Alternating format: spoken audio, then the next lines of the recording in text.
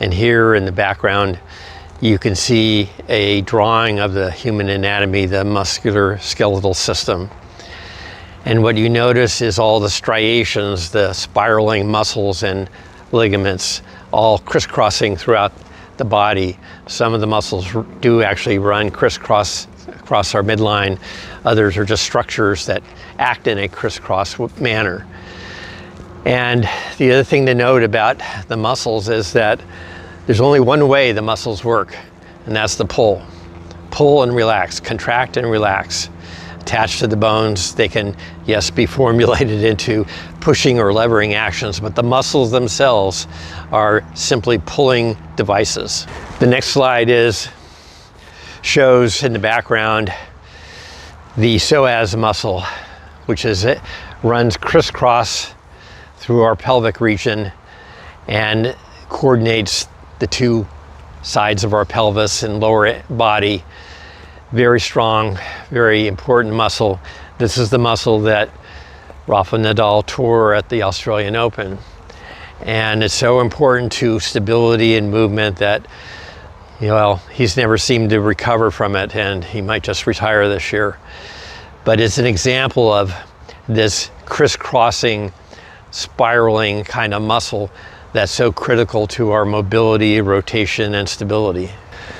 Finally, in introducing this notion of the spiral engine, I want to bring forward 3 quotes from a dance and movement expert named Peggy Hackney, who I read her book. She's just an excellent movement and dance teacher. And she has zeroed in on all of the issues that we're talking about today. So I'll just read you the quotes and talk a little about them.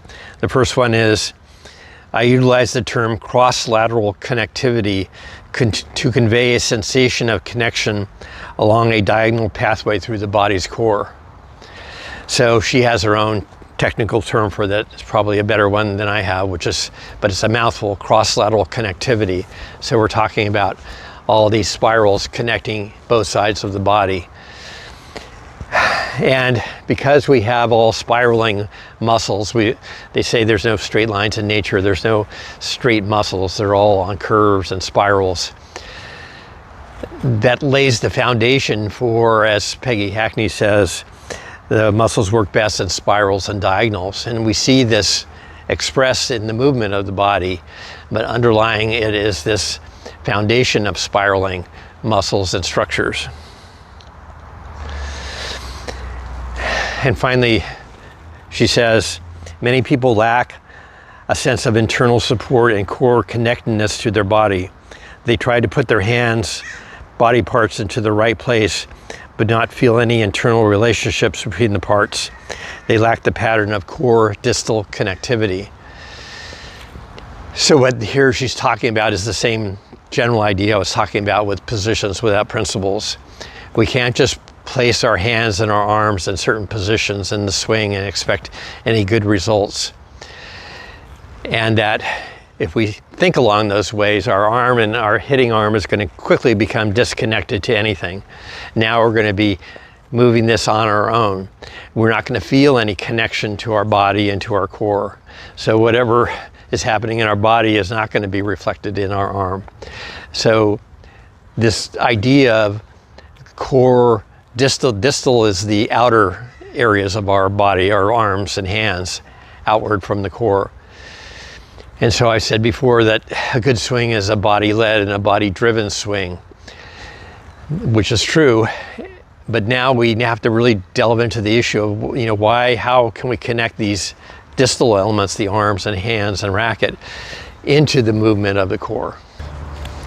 So the general answer of how we connect the distal parts, the arms, the hands, and racket to the body is form, the form of our arms in the swing. And so we start with a certain form at the beginning, if we're a more advanced player, by holding the racket in 2 hands like this. But the average recreational player immediately basically destroys this connection by splitting their hands, taking the racket straight back. And now my hitting arm is disconnected from my body, and I tend to swing this thing on my own, trying to make good contact.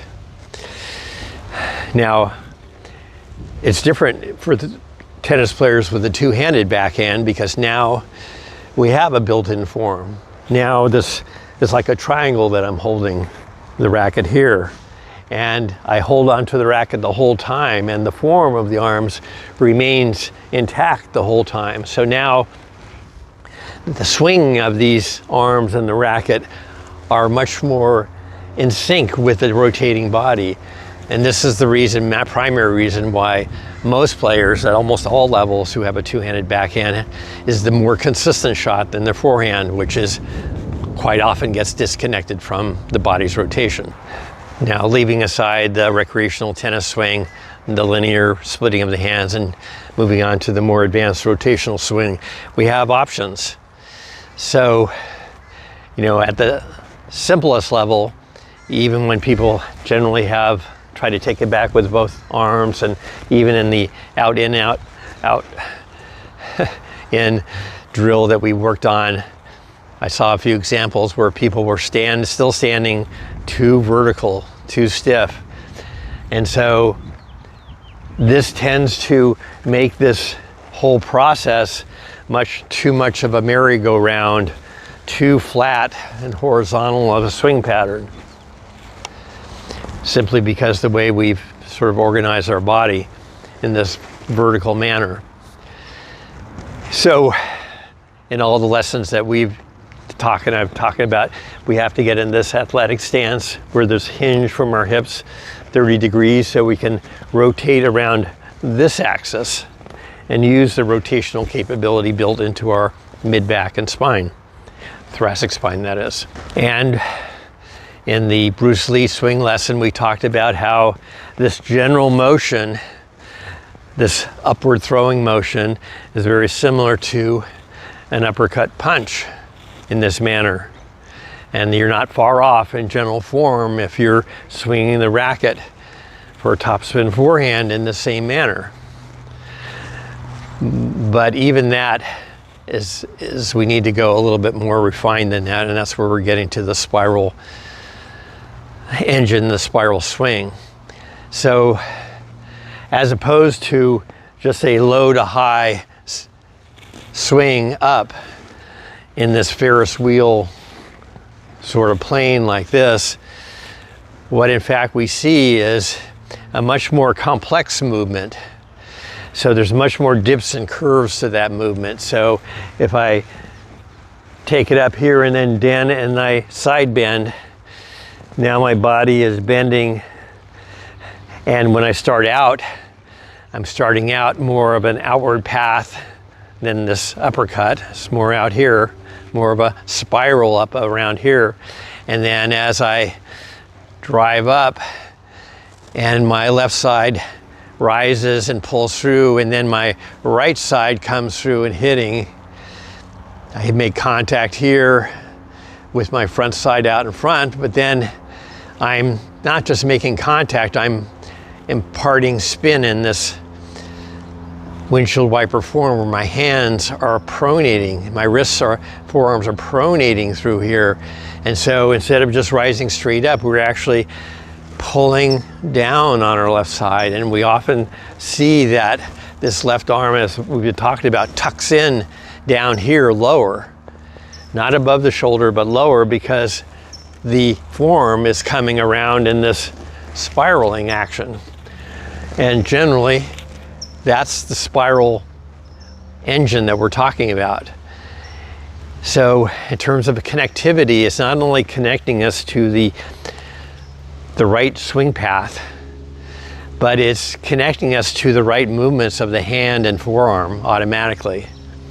So if we have the right form of our body in the spiral, as we side bend back and we lower our shoulder here, then this racket naturally drops into the slotted position. We didn't have to take our arm and consciously move it, just our body moves it there.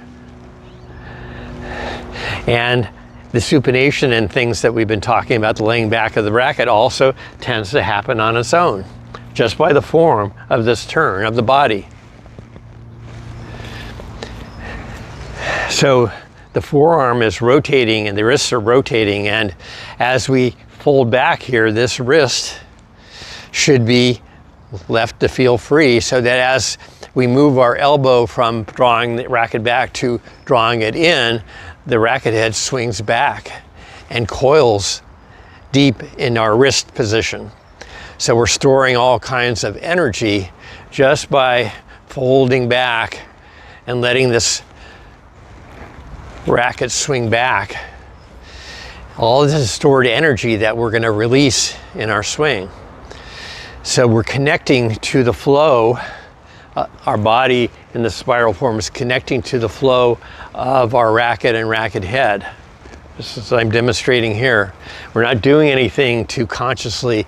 I'm just letting the racket kind of flow around me in a pulling motion, and it's assuming all the right positions and loading positions.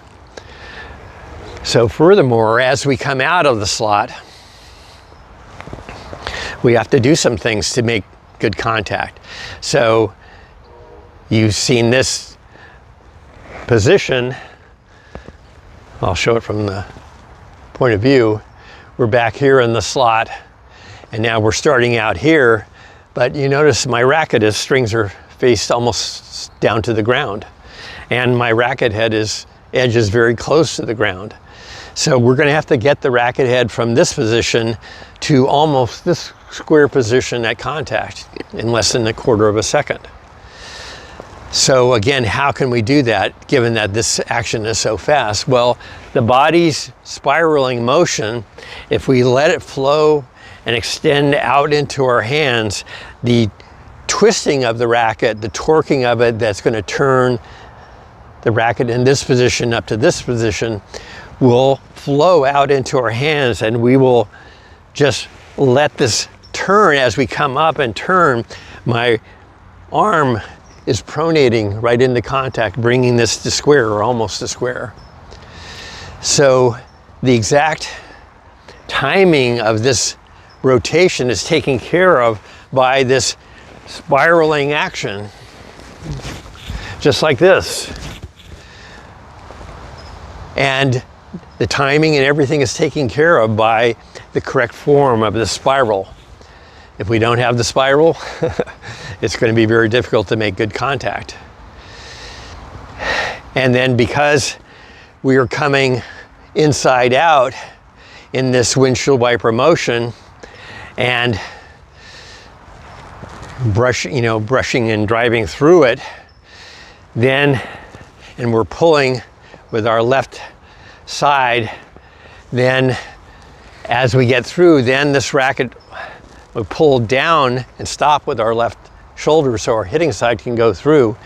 But as we pull down, the racket's going to come down into our left and end up somewhere down here. Sometimes it's over the shoulder, sure, but more often than not, it's almost always a pull back and down position. So we don't just swing up on this Ferris wheel plane, but we swing on a spiral, and our body is a spiral engine. Forehands. Let's look at this Jack Sock video, and now that I've highlighted the spiral motions of the racket, that's where we'll focus this first video clip on, is the racket motion, and I think you'll clearly see this spiraling action. I'll play.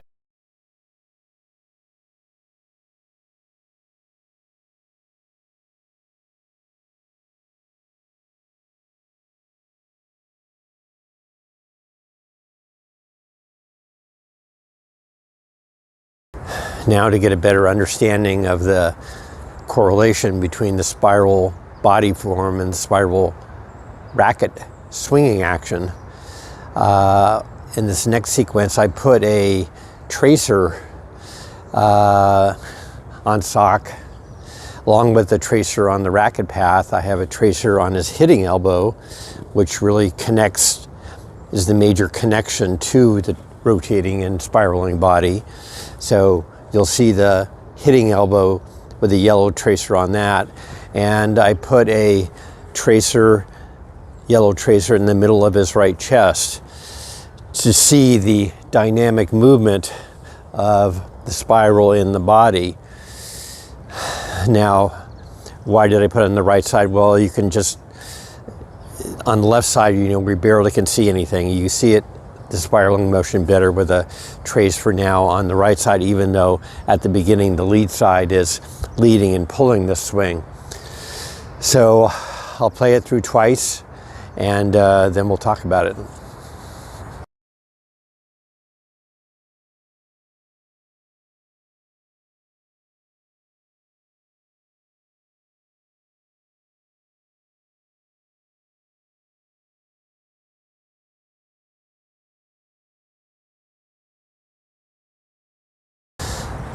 There are several things to note in analyzing this video.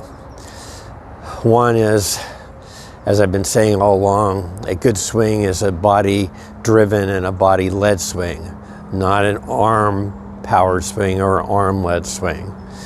And so we clearly see these with the tracings of this turning core action of Sock's body.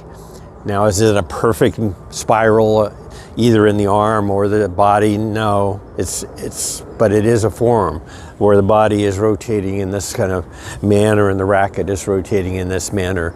And that's the most important thing to focus on at this point. The other important thing to think about in analyzing this video trace of the body spiral form and the arm spiral form is when you compare the length of these spirals in the body versus the length of the spiral in the racket. I said the swing should be body led.